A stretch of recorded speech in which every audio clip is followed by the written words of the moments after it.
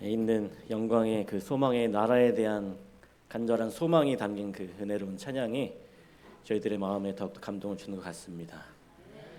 우리 마음에 이 하늘의 소망을 가지시고 그래서 하늘을 바라보며 우리 살아가시는 모든 우리 식상교회 성도님들이 되시면 좋겠습니다. 요즘 날씨가 너무 좋습니다. 저는 오늘 좀 긴팔을 입었어요. 더워 보이시나요? 아니죠? 제가 지난 화요일 날 이제 설교를 하면서 그날 이제 제가 계속 기침을 해가지고 이비인후과에 다녀왔는데 그날 갔다 온 날은 굉장히 좋아졌어요. 근데 그 다음날 굉장히 또 안 좋아진 겁니다. 분명히 그 설교를 하면서 이 안식일에는 분명히 이제 기침 하나도 안 할 것이다라고 얘기를 했는데 그 다음날 기침을 너무 많이 했어요. 알고 보니까 그날 제가 생각해 보니까 주사를 맞았더라고요. 제가 병원에서 주사 효과였던 것 같습니다.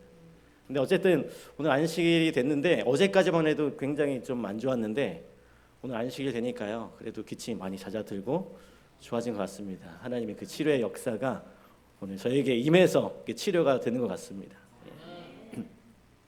혹시 몸이 불편하시거나 우리 마음이 불편하시는 우리 성도님들에게 하나님의 치유의 손길이 함께 하시길 간절히 소망합니다. 우리 함께 오늘은 십자가 그늘 아래 덮으시는 안식이라고 하는 제목으로 말씀을 나누고자 합니다. 룻기서에 나오는 말씀 함께 나누려고 하는데요. 오늘 말씀을 시작하면서 옛날 이야기를 좀 하나 들려드릴게요. 저는 이게 옛날 역사 이야기 그런 게 좀 재밌더라고요. 우리나라에 옛날에 이 병자호란이라고 하는 전쟁이 있었습니다. 이 병자호란은 우리나라 임진왜란과 함께 큰 위기 가운데 있었던 조선의 역사 가운데 한 전쟁인데요. 이 병자호란이라고 하는 전쟁은 이 청나라가 조선을 침략한 그런 전쟁이었어요. 이 청이라는 나라가 세워지면서 이제 중국의 명나라를 쳐야 되는데 명나라하고 조선은 이렇게 좀 친화적인 관계였습니다. 그래서 그런 이유 때문에 이제 이 청나라가 명을 치기 위해서 뒤에 조선이 불안하니까 먼저 조선을 친 겁니다. 그렇게 일어난 전쟁이 병자호란이었어요. 그런데 조선이라는 이 나라는 이 청나라를 무시하고 있었어요. 오랑캐라고 부르고 별 볼 일 없는 나라라고 생각했기 때문에 막상 무시하고 있었고 좀 깔봤기 때문에 이 전쟁에서 크게 패하게 됩니다. 그래서 우리가 잘 아는 것처럼 그때 당시에 조선의 왕이 인조였습니다. 인조가 이제 한양을 피해서 급히 어디로 도망을 갑니까? 남한산성으로 도망을 가게 되죠. 얼마나 그 사태가 긴박했는지 제대로 된 가마도 준비되지 못하고 그냥 불이 나게 그냥 쉽게 말하면 버선발로 도망을 간 겁니다. 이 왕이 얼마나 경황이 없었는지 왕을 제대로 모실 신하들도 넉넉하게 동행하지 못했어요. 그리고 또 워낙 경황이 없어서 이 신하들도 막 왕을 버리고 자기 살자고 막 도망을 갔습니다.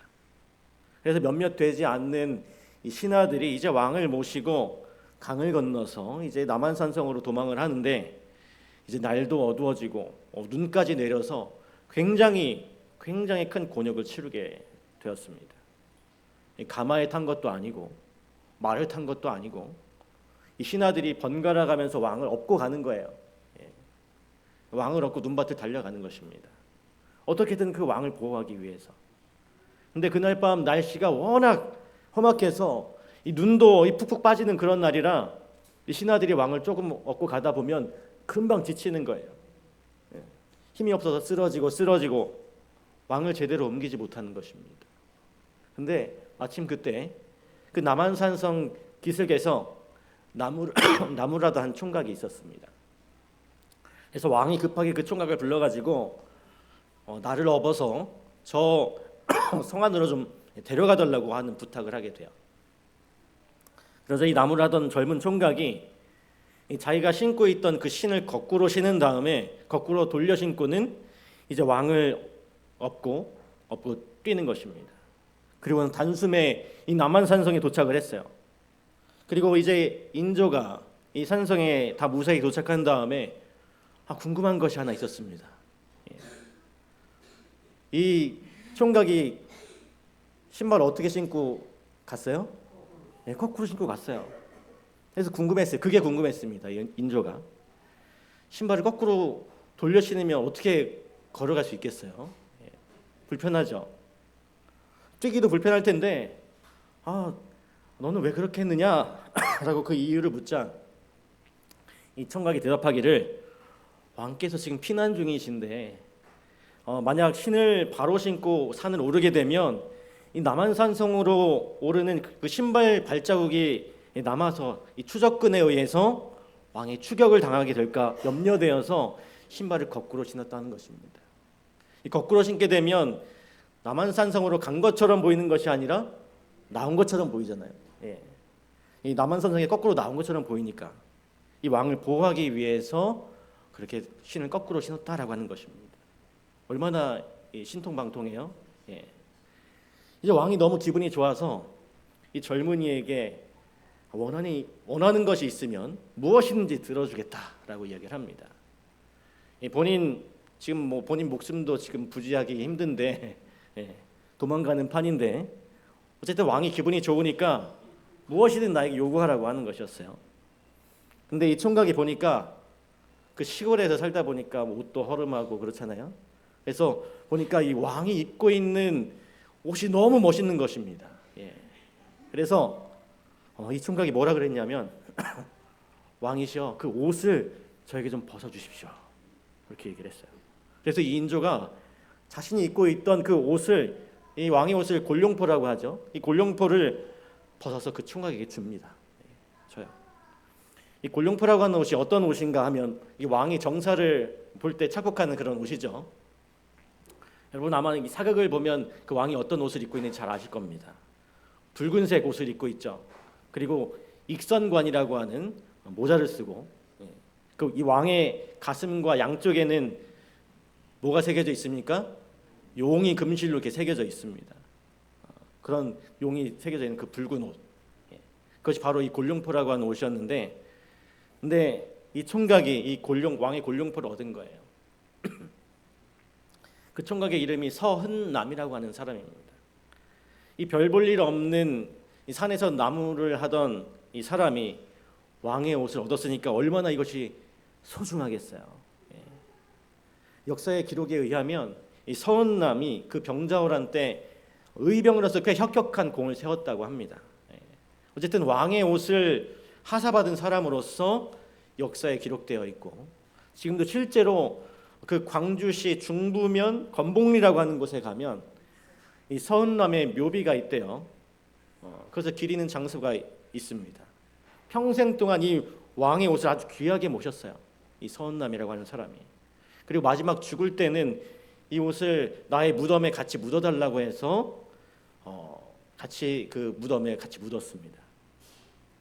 그래서 이제 인조 이후에 이 광주를 지나는 신하들이 이 서흔남의 묘지 앞을 지나갈 때 어떻게 했을까요? 말에서 내려서 그 묘지 앞을 지나갔다라고 합니다. 거기 누구 옷이 묻혀있기 때문에요? 왕의 옷이 묻혀있기 때문에 그것을 존경하고 또 기리는 의미에서 그렇게 했다 그래요. 대단한 옷이죠. 이 왕의 옷이 이 권위를 상징하고 한 나라를 통치하는 최고의 권력자의 옷을 이 서흔남이라고 하는 이 별 볼 일 없는 사람이 천민의 사람이 얻어 입었던 것이었어요. 그리고 또 재미있는 역사의 기록이 또 남아 있는데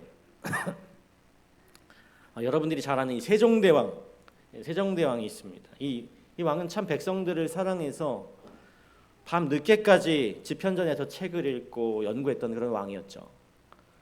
어느 날도 밤 늦게까지 책을 읽고 궁궐을 거니는데 이 집현전에서 이 신숙주 이제 한글을 창제할 때 협력했던 아주 지혜로웠던 사람이죠. 이 신숙주라고 하는 사람이 밤늦게까지 남아서 책을 보다가 책상에 엎드려서 잠이 든 것을 보게 됩니다. 그러자 이 세종대왕이 즉시 이 자기의 골룡포를 벗어가지고 이 신숙주의 어깨를 덮어주고 조용히 그 자리를 물러나요. 세종대왕이 얼마나 그 신하를 아끼고 백성들을 생각했는지 보여주는 대목이죠. 신숙주가 밤새 자다가 이 새벽에 깨보니까 자기가 누구의 옷을 덮고 있습니까? 왕의 옷을 덮고 있는 거예요.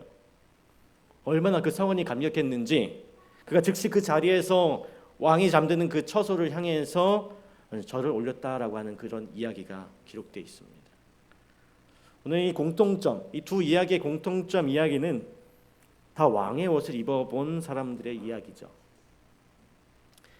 여러분, 옷을 벗어서 덮어주는 것, 따스함과 위로와 또 잔잔한 감동을 줍니다. 쌀쌀한 날씨에 남편이 아내를 위해서 겉옷을 벗어서 어깨에 걸쳐주면 걸쳐줄 때 그 아내가 느끼는 그런 어떤 감정 어떨까요? 그 감정이 좋죠. 고맙고 따뜻하고 그렇죠. 그리고 밤늦게 공부하다가 잠든 자녀들의 어깨를 이불로 덮어줄 때 이런 모습을 보면서 우리 마음이 따뜻해지고 포근하고 평안함을 느끼죠. 오늘 저는 영원한 안식으로 우리의 모나고 부족한 인생의 삶을 덮어주시는 우리 예수님의 모습을 룻기서에서 함께 찾아보려고 합니다. 우리 함께 성경을 보시겠습니다. 룻기 3장 1절 말씀입니다. 룻기 3장 1절에 보면 이제 우리가 이 룻기서의 이야기는 잘 아는 이야기죠. 이제 이렇게 이야기가 시작됩니다. 룻의 시어머니 나오미가 그에게 이르되 내 딸아 내가 너를 위하여 안식할 곳을 구하여 너를 복되게 하여야 하지 않겠느냐. 룻의 시어머니 나오미가 이방 여인으로서 자기의 며느리가 된 룻에게 하는 그런 말입니다. 이방 여자로서 이제 남편도 잃고 더 이상 아들도 없는데 더 이상 희망도 없는데 자신의 백성과 자신의 땅과 자신의 모든 것을 버리고 이 시어머니를 따라서 돌아온 유대 땅으로 온 그 룻이 얼마나 이 시어머니의 눈에 그 며느리가 얼마나 안타까웠을까요? 볼 때마다 친근하고 염려하는 그 마음으로 말을 하는데 지금 나오미가 뭐라고 이야기합니까? 내가 너를 위해서 안식할 곳을 구해야 되겠다라고 말합니다. 안식할 곳을 구해야 되겠다라고 말해요. 여기서 이 안식할 곳이라고 하는 이 안식이라는 말은 그 속에 담겨 있는 의미는 결혼을 의미합니다. 이 나오미는 자기를 그처럼 신실히 따르는 이 며느리를 위해서 이제 그 젊은 며느리가 가정을 이루어 안정되게 평안한 삶을 살기를 바라는 마음으로 그렇게 해줘야 된다고 하는 책임감을 이 나오미가 가지고 있었던 것 같아요. 그런데 그녀에게 더 이상 무엇이 없었어요? 아들이 없었습니다. 남편이 죽으면 그 동생에게 이렇게 이어지게 되어 있잖아요. 그 당시에 풍습이. 근데 나오미는 자기 남편도 없고 이제 아들도 없으니까 더 이상 자신으로부터는 이 나오미에게 안식할 곳, 결혼을 시켜줄 수 없음을 그가 알고 있었습니다. 그래서 그는 유대의 관습에 따라서 가장 가까운 친족인 보아스에게 그의 의무를 행하도록 하기 위한 그녀의 계획과 그 진행되는 이야기가 이 룻기서 3장과 4장에 기록되어 있습니다. 만약 보아스가 그녀와 결혼하기로 동의한다면 룻은 자신의 가정뿐만 아니라 사별한 남편의 이름과 그리고 그 대를 이어가게 될 유업을 물려받게 되는 그 유업을 잇게 되는 축복을 누리게 되는 것이었어요. 여러분, 오늘 우리가 이 룻기 3장 1절에서 아주 중요한 의미를 발견하게 되는데요. 그것은 무엇인가 하면 하나님께서 사람을 위하여 만드신 에덴으로부터 이어진 두 가지의 제도가 있습니다. 그것이 무엇입니까? 하나는 안식일 제도와 하나는 가정 제도입니다. 여러분, 안식일은 어떤 시간입니까? 이 안식의 시간으로서 하나님께서 우리를 얼마나 사랑하시는지 그 증거와 증표로서 우리들에게 주어진 평안의 시간입니다. 오늘 우리는 그 안식의 시간에 그 안식일을 기념하여 하나님의 사랑을 함께 나누고 그것을 고백하는 날로 오늘 우리가 이 안식일을 보내고 있지 않습니까? 두 번째 하나님께 주신 것이 무엇입니까? 남자와 여자가 한 몸을 이루어 가정을 이루도록 하신 것이죠. 오늘 우리 새 가정이 있지만 이렇게 가정을 꾸리게 하신 것입니다. 이 가정은 이 안식의 장소로서 사람과 사람이 하나님의 사랑 안에서 하나가 되고 그들이 가장 진실하고 그리고 아름다운 사랑이 표현되는 곳으로서 주어진 것이 바로 가정입니다. 근데 지금 나오미가 룻에게 말하기를 너를 위하여 안식할 곳을 마련하여야 하겠다라고 말하죠. 이것은 하나님께서 주신 이 안식의 축복이 이 가정이라는 곳에서 이루어져야 함을 우리들에게 보여주는 매우 중요한 의미 있는 그런 말입니다. 그래서 나오미는 이 자신의 가엾은 며느리 룻을 위해서 안식의 축복이 있는 가정을 이루어주고자 하는 이야기를 지금 하고 있는 거예요. 그래서 어떻게 룻에게 이 가정을 이루게 해주려고 나오미가 계획했을까요? 이제 룻에게 넌 내가 시키는 대로 해라 이렇게 하면서 그 계획을 쭉 알려주고 그 이야기가 이제 뒤에 쭉 이어지게 돼요. 근데 그 계획이 바로 한 남자의 겉옷 안으로 들어가라고 하는 것이었습니다. 이렇게 3장 7절에 있는 말씀입니다. 이렇게 기록합니다. 보아스가 먹고 마시고 마음이 즐거워 가서 곡식단 더미 끝에 눕는지라. 룻이 가만히 가서 그의 발치 이불을 들고 거기 누웠더라. 우리말 성경에는 이불을 들고 이불을 들추고 누운 것으로 되어 있지만 이것은 보아스의 겉옷입니다. 왜냐하면 히브리 사람들은 자기의 겉옷을 밤에는 이불로 사용했어요. 보아스가 잠을 자는데 갑자기 새벽에 이렇게 보니까 자기 발치에 누가 누워 있는 것입니까? 여기 룻이 누워 있는 거예요. 그래서 깜짝 놀라서 보아스가 이렇게 말하죠. 이르되 내가 누구냐 하니 대답하되 나는 당신의 여종 룻이오니 당신의 옷자락을 펴 당신의 여종을 덮으소서. 이는 당신이 기업을 물을 자가 됨이니이다 하니. 룻의 표현을 보니까 분명합니다. 당신의 옷자락을 펴서 나를 덮어주소서. 여기에 기록된 이 당신의 옷자락이라고 하는 히브리 말에 그냥 본래의 말을 직역하면 당신의 날개를 펴서 나를 덮어주소서라고 하는 말이에요. 그런데 이 말의 이 뜻은 룻의 표현 속에 그대로 나타납니다. 사실 이 룻이 당신의 옷자락을 펴서 나를 덮어주소서라고 말을 했지만 사실 이것은 룻이 처음 한 말이 아니었습니다. 누가 처음 말했는가 하면 보아스가 룻에게 했던 말이었어요. 보아스가 룻에게 했던 말을 이 룻이 기억해서 그 보아스에게 이것을 요청하는 것으로 이야기가 연결됩니다. 왜냐하면 룻기 2장 12절에 보아스가 룻을 만났을 때 이렇게 축복했기 때문에 그렇습니다. 여호와께서 내가 행한 일에 보답하시기를 원하며 이스라엘의 하나님 여호와께서 그의 날개 아래에 보호를 받으러 온 내게 온전한 상 주시기를 원하노라 하는지라. 보아스가 이미 룻을 처음 만났을 때 하나님의 보호하심의 날개가 너를 덮음으로 이방 여인이지만 하나님의 백성 가운데 오면 너를 상 주시고 보호하시고 인도해 주실 것을 원하노라라고 축복을 이미 보아스가 했어요. 그런데 지금 3장에 와서 룻이 그 보아스가 했던 축복을 다시금 보아스에게 요청하면서 그 하나님의 보호하심의 날개를 누구의 날개를 표현하고 있습니까? 당신의 날개로 나를 덮어주소서 이렇게 말을 하고 있는 거죠. 이 겉옷이라고 하는 것, 유대인들에게 있어서 이 겉옷이 얼마나 중요했던 것인가 우리가 그것을 가늠해 볼 수 있는 예수님의 말씀이 있습니다. 여러분 겉옷이 얼마나 그들에게 중요한 물건이었을까요?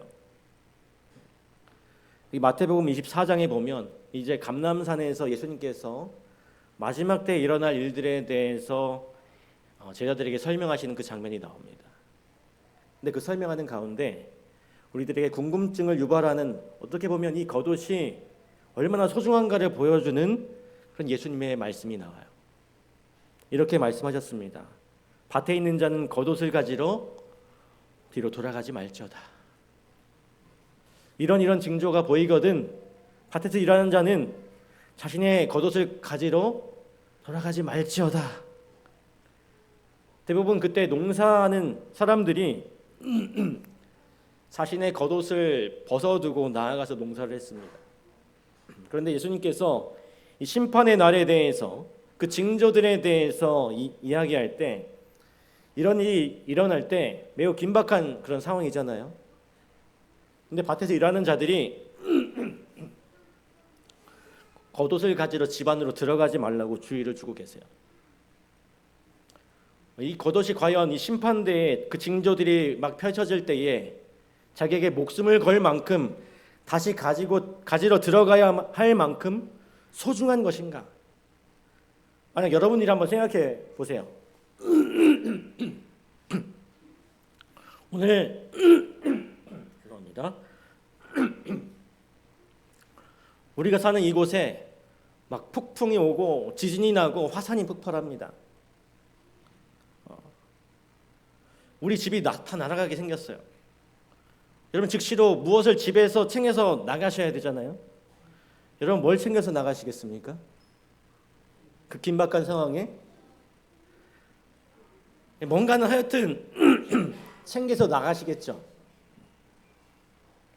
근데 지금 예수님께서 말씀하시기를 이런 일이 있을 때 너희들이 겉옷을 챙기러 들어가지 말라는 것입니다. 과연 이 시대의 농부들에게 심판과 같은 긴박한 그 상황에서 집안에 들어가서 1순위로 챙겨 넣을 물건이 겉옷이었던가 생각해 볼 수 있는 것이죠. 이 시대 농부들의 삶에 대해서 그 겉옷이 주는 의미를 우리가 잘 이해하지 못한다면 우리가 이 말씀을 충분히 이해하지 못할 것입니다. 대부분의 그때 당시의 사람들은 이 겉옷이라는 것이 흔치 않았어요. 그래서 아주 겉옷이라는 것은 딱 한 벌만 있든지 아주 소중한 그런 옷이었습니다. 거의 단벌 신사라고 볼 수 있을 만큼 아주 하나의 한 벌만 있는 그런 옷이었어요. 이 시대의 농부들에게 한 벌뿐인 겉옷은 우리들이 생각하지 못하는 매우 특별한 의미가 그 속에 담겨 있습니다. 이런 것들이 있어요. 사람이 아무리 가난해도 너무너무 이제 가난해서 이제는 어디서 돈을 빌릴 데도 없고 재산도 없어요. 보증으로 담보물로 내놓을 게 없는 그런 사람이 있습니다. 그런데 그럴 때 이 최후의 수단으로 이 자신의 겉옷을 가져가서 전당을 잡히면 돈을 빌릴 수가 있었습니다. 여러분 이 겉옷 자체가 비싼 옷감으로 만들어졌기 때문은 아니고요. 이 겉옷에 내 귀퉁이에 달려있는 그 술 때문에 생긴 그런 풍수입니다. 여러분들이 아시는 것처럼 민수기 15장에 보면 너희가 하나님의 백성임을 하나님의 율법을 지키는 자로 살기로 결심하고 하나님의 백성임을 나타내기 위해서 무엇을 달라고 했습니까? 술을 달라고 했어요. 술. 마시는 술이 아니라 그 옷에 다는 그 술이 있죠. 그 옷깃의 끝에 술을 달라고 그랬습니다. 이 치치트라고 불리는 것인데 그래서 이 겉옷의 그 귀퉁이에 그 술 끝에 매듭을 지어서 하나님의 백성임을 증거하는 그 술을 달았습니다. 근데 흥미로운 것은 이 겉옷의 옷단에 그 귀에 술을 만들어 달았는데 그것이 하나님의 백성을 나타내는 표이기도 하지만 이 사람들마다 그 매듭의 모양이 달랐다고 하는 것입니다. 그래서 마지막으로 자기가 너무 가난해서 이제 죽게 되었을 때 자신에게 겉옷을 전당 잡힐 때 어떻게 했는가 하면 그 겉옷의 술을 흙판에 찍어서 마치 이 도장을 찍듯이 찍게 되면 이제 그것을 담보로 해서 돈을 빌릴 수 있었다라고 하는 것입니다. 오늘날의 표현으로 말하면 이 사람의 인감도장과 같은 것이죠. 내가 누구임을 하나님의 백성임을 나타내는 것이고 내가 이 단벌이지만 이 그 마지막 수단으로서 자신의 삶을 유지할 수 있는 그 어떤 돈을 그것을 통해서 받을 수 있었던 것입니다. 그래서 성경에 보면 이 겉옷을 전당 잡힌 이야기에 대한 교훈과 율법이 있어요. 특별히 어떤 율법이 있는가 하면 너희가 가난한 자의 겉옷을 전당 잡거든 반드시 해가 지기 전에 그것을 돌려주라고 했습니다. 이것이 율법으로 기록되어 있어요. 출애굽기 22장 26절로 27절에 보면 내가 만일 이웃의 옷을 전당 잡거든 해가 지기 전에 그에게 돌려보내라. 그것이 유일한 옷이라. 그것이 그의 알몸을 가릴 옷인즉 그가 무엇을 입고 자겠느냐. 그가 내게 부르짖으면 내가 들으리니 나는 자비로운 자임이라. 그래서 이 겉옷이라고 하는 것이 또 이제 그것을 덮고 자야 하는 것이거든요. 밤에 자기의 몸을 이 보호하는 아주 기본적인 인권을 상징하는 그런 옷이었습니다. 그래서 이것을 반드시 돌려보내라. 여러분, 이 가난한 자들을 대상으로 착취하고 폭리를 취하던 이 사마리아 사람들에 대해서 권고하고 훈계하는 이 아모스 선지자가 이렇게 표현합니다. 모든 제단 옆에서 전당 잡은 옷 위에 누우며 그들의 신전에서 벌금으로 얻은 포도주를 마심이니라. 지금 가난한 자의 겉옷을 전당 잡아서 돈을 착취한 이 악인들의 죄를 뭐라고 이야기하고 있습니까? 그들이 무엇을 돌려주고 있지 않아요? 겉옷을 돌려주고 있지 않아요. 그것을 깔고 누워있는 이 악한 자들에 대해서 책망하는 이야기가 나오는 것입니다. 여러분, 이런 이야기들을 우리가 성경을 통해서 찾아보게 될 때 유대인들이 가지고 있는 이 겉옷이라고 하는 이 개념이 그냥 옷 한 벌의 의미를 훨씬 넘어서는 아주 깊은 의미가 있으면 우리가 살펴보게 되는 것이죠. 근데 지금 그 룻이 이 보아스에게 와서 뭐라고 얘기합니까?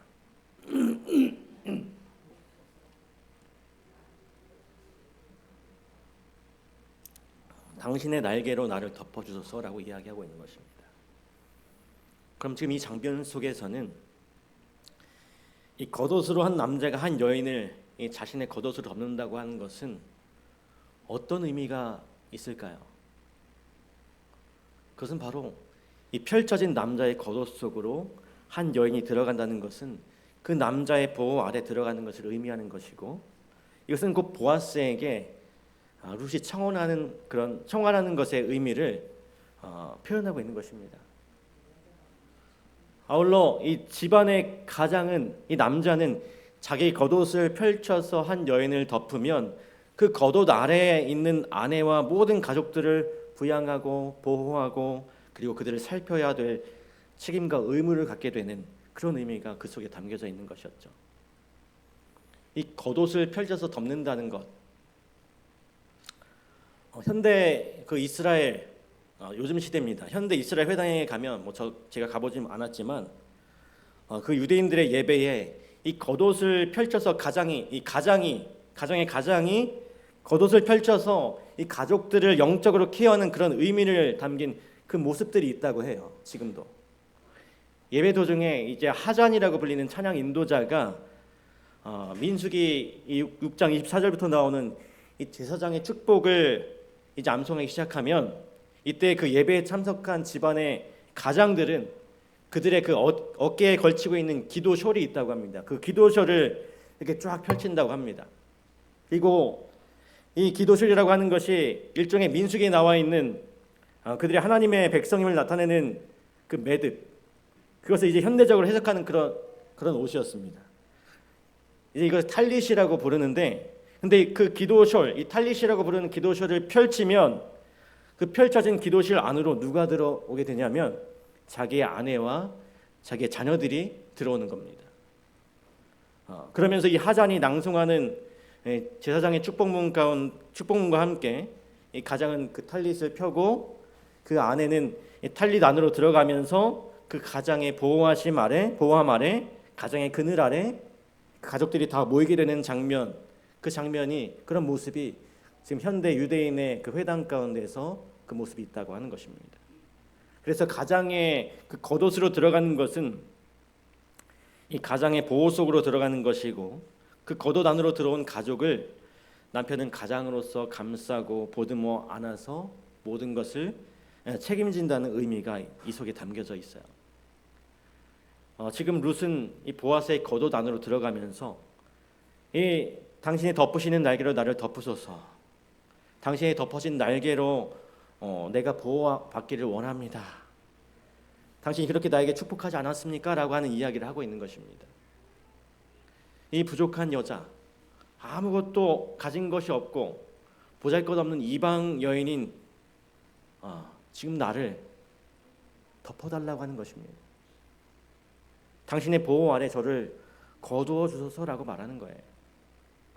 이것이 지금 나오미가 말한 너를 위하여 안식할 곳을 마련해야 할 터인데 라고 하는 의미가 이렇게 연결되는 것입니다. 안식할 곳, 안식의 장소, 그 불쌍한 치근한 며느리를 향해서 이 평안의 가정을 이루어주고자 하는 이 시어머니 나오미의 바람이 있었던 거죠. 그래서 여러분, 이 안식의 장소, 하나님께서 우리에게 주신 이 안식의 시간과 그 안식이 이루어져야 될 장소는 곧 가정으로서 오늘 우리에게 주어졌음을 우리가 생각할 때, 오늘 이 덮으시는 이 안식의 놀라운 역사가 어디에서부터 시작이 되어야 할까요? 오늘 우리의 가정에서부터 시작이 되어야 하는 것입니다. 회복이 되어야 하는 거죠. 이것이 하나님께서 계획하신 안식일과 가정을 우리들에게 주신 이유이고, 그것이 바로 우리의 가정에서부터 회복되도록 하나님께서 계획하신 것입니다. 덮어주고 감싸주는 것이죠. 오늘 이러한 모습이 우리 가정에서 이루어질 때 에덴의 모습이 우리 가정 속에서, 또 우리 교회 속에서 이루어지게 되는 것입니다. 우리 모든 남편분들, 우리 깨지기 쉬운 우리 연약한 그릇인 이 아내들을 잘 덮어주시게 되길 바랍니다. 그리고 아내들이 우리 남편들이 좀 하는 일이 마음에 안 들어도, 마음에 많이 안 드는 일들이 많이 있으시죠? 예. 그래도 마음에 안 드시지만 너그럽게 좀 덮어주시면 좋겠습니다. 이 자녀들의 실수를 덮어주고 우리의 모두를 서로 덮어주는 이것이 하나님께서 안식일과 이 가정을 우리에게 주신 이유입니다. 나의 겉옷 안에 있는 나의 가족들을 덮어줄 때, 그것이 하나님께서 창조하실 때 우리들에게 주신 이 안식의 장소, 안식할 곳, 참된 가정의 회복이 이루어지게 되는 놀라운 축복이라고 하는 것을 여러분 꼭 기억하게 되시길 간절히 바랍니다. 오늘 우리 모든 직상교회 가정들은 서로 덮으시고 보듬어 주시고 또 안아주심으로 하나님의 사랑과 평안의 안식이 함께하는 그런 가정들이 되길 간절히 소망합니다. 이제 다시 룻기서로 돌아가서 이제 보아스가 자기 발치에 있는 룻을 보게 됩니다.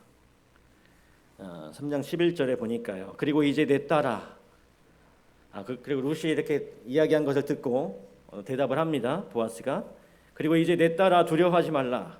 내가 내 말대로 내게 다 행하리라. 내가 현숙한 여자인 줄을 나의 성읍 백성이 다 아느니라. 사실 그 룻이 말이에요. 그 겉옷을 들치고 그 안에 들어갈 때 얼마나 그녀의 마음이 사실 또 두렵기도 하고 걱정되기도 하고 또 얼마나 부끄러웠을까요? 이 남자가, 이 보아스가 자기를 거절할 수도 있잖아요. 특별히 여성으로 남성에게 그렇게 어쨌든 자기의 마음을 표현하는 건데 얼마나 두려운 마음이 있었겠습니까? 근데 오늘 이 성경의 본문을 보니까 보아스가 룻을 보고 아주 따뜻하게 이 룻을 맞아줍니다. 네가 말한 대로 내가 다 행할 것이다. 걱정 마라. 그리고는 그 여인을 맞이하죠. 그 여인을 받아줍니다. 그리고 약속해요. 내가 너의 모든 기업을 물을 자의 책임을 다할 것이라. 보아스는 그의 겉옷으로 그녀를 덮는 것이 무엇을 의미하는지 잘 알고 있었습니다. 그리고 그 여인을 향한 모든 책임을 다할 것을 약속해요. 남편을 잃고 혼자 남은 그 여인에게 이제 평안하고 안정된 가정을 허락할 것입니다. 후손이 없어서 대가 끊길 운명의 집안에게 후손을 남게 해줄 거예요. 이방 여자였고 가난한 자였고 혼자 된 여자였고 의지할 것 없는 그 여인, 이 룻에게 보아스는 아주 든든한 울타리가 되고 버팀목이 되고 지지자가 되어줄 것을 약속하면서 이제 그녀에게 안식할 곳, 그녀가 안식할 곳, 덮으시는 안식을 이 보아스는 약속을 하게 되는 것입니다. 오늘 여러분 이 장면 속에서 우리가 이제 누구를 발견하게 되어야 할까요? 이 보아스는 바로 우리의 모든 것을 덮으시는 예수 그리스도를 상징하는 표상적인 인물입니다.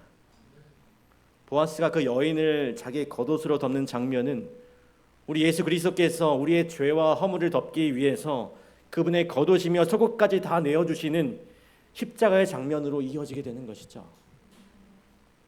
요한복음 19장 23절에 기록하기를 군인들이 예수를 십자가에 못 박고 그의 옷을 취하여 내 기세에 나눠 각각 한 기씩 얻고 속옷도 취하니 이 속옷은 호지 아니하고 위에서부터 통으로 짠 것이라. 예수님께서 십자가에서 그분의 모든 옷이 다 벗겨지셨습니다. 완전히 그 옷이 벗겨지셨어요. 겉옷뿐만 아니라 속옷까지. 이것은 예수님께서 그 제자들에게 늘 하셨던 말씀, 너는 이 뺨을 치는 자에게 저쪽 뺨도 돌려대며 내 겉옷을 빼앗는 자에게 속옷도 거절하지 말라고 하신 그 말씀을 예수님께서 친히 실천하신 것이죠. 오늘 우리를 위해서 그분께서 그분의 모든 것을 펴서 우리를 덮어주신 것입니다. 우리의 보잘것없고 추한 삶을 가리워주신 것이죠. 우리의 모든 죄악을 덮으시는 그 십자가의 사건을 오늘 우리는 이 보아스에 덮는 그 장면을 통해서 생각하게 되는 것입니다. 여러분, 힘들고 어려울 때 우리의 삶을 위로해주고 그 우리의 삶을 덮어주실 분은 예수 그리스도밖에 없습니다. 오직 우리 주님의 십자가 앞에서만 우리의 모든 허물이 덮여지게 될 것입니다. 오직 주님만이 우리의 힘들고 지친 인생을 감싸시고 또 가리워 주실 것입니다. 우리 사랑하는 성도 여러분, 여러분들이 힘들고 어려울 때, 내 삶이 너무 낙담될 때 그 덮으시는 주님의 안식의 그늘로 들어가게 되시길 간절히 바랍니다. 그 십자가의 그늘 밑에서, 그 십자가의 그늘 밑에서 오늘 여러분의 삶의 쉼과 위로를 얻게 되기를 간절히 소망합니다. 아울러 주님께서 당신의 옷을 벗어 덮어주시며 그분 안에 있는 참된 안식을 허락해 주신 것처럼 여러분들의 가정이 서로의 허물을 덮을 줄 아는 그 넉넉함으로 이 땅의 작은 천국을 만들어가게 되시길 간절히 바랍니다. 그리고 아울러 오늘 우리 이 교회가 바로 안식할 곳, 덮으시는 예수님의 은혜로 넘치는 아름다운 교회가 되기를 간절히 소망하면서 오늘 말씀을 마치도록 하겠습니다.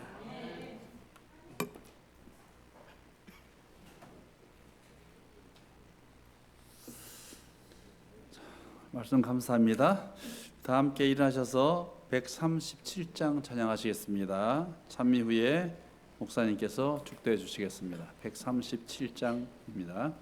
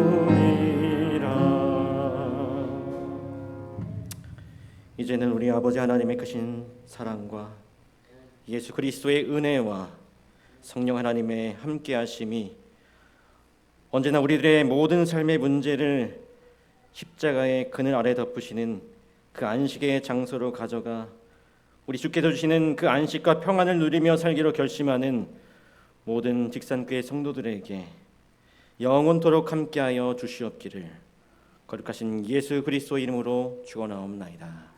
아멘.